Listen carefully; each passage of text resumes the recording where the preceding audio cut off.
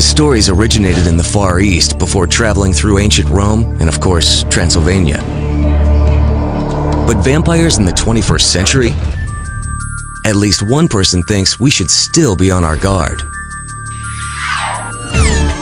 Meet Catherine Ramsland, forensic psychologist from Pennsylvania's DeSales University and author of 4 books investigating today's vampire subculture. People tend to believe a vampire is what we see from Dracula, but since the 1990s, we really had a difference in how people understand the vampire, and they've redefined it. 4 years ago, Don Henry was an electronics engineer. Whether or not I like it or not, but I do. I have become, I guess you'd say, the face or sort of a role model for my community. Don is now the modest figurehead of America's flourishing vampire culture, now spread over nearly 80 cities.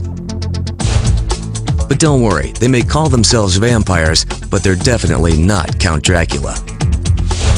I don't turn to mist. I don't turn into bats.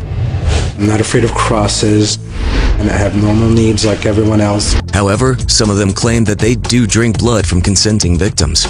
Do you drink blood? Yes, I do. What happens to you when you take it from somebody? I feel invigorated. And how do they feel? Drained. Blood drinking carries health risks, so most 21st century vampires have found another way to suck our blood. Some people actually do it like, emotionally. I'll harvest that energy and actually take it upon myself, and then finally project it outward. Vampires are real? Yes, we are a real community that exists. The practice has been around for quite a long time. I should lead in to say that you have the Hollywood movies and things like that that actually cast a certain negative stereotype. We are, some of us actually have a religious faith, I guess you'd say. What's yours? I'm an eclectic. An eclectic would be someone who would... I thought he was going to say, I'm a Pentecostal. Well, if you were to define an eclectic, it would be a person who would study up on all the different main religions of the world to be able to get a higher perspective or understanding, I guess you say, of the higher being, that we all are connected to. And there's 3 different types of vampires. Yes, there is. Tell me about the first type. The first kind would be considered a blood feeder. The definition would be called a sanguinarian.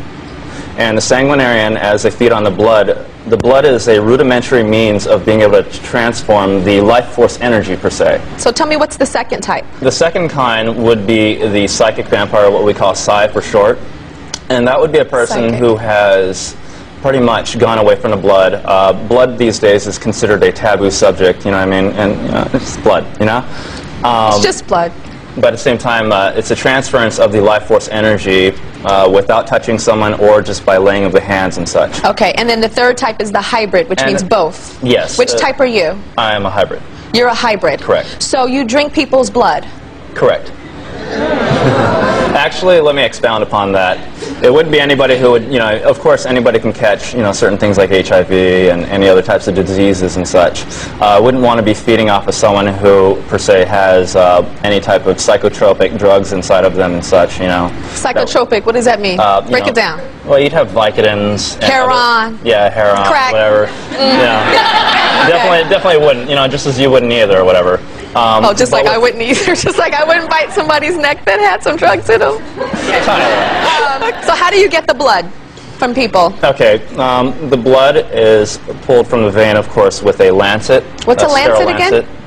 Some people in the audience might be familiar with it, especially if they've given blood, usually hooked up to like a needle, like a needle, lancet. Okay. And it's usually within the main veins and such.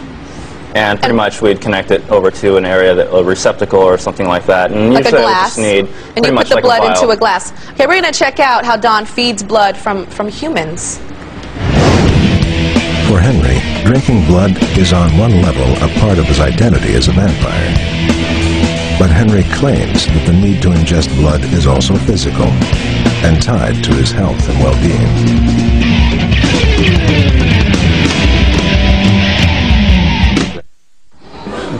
Okay, you're humane, but you're not a human.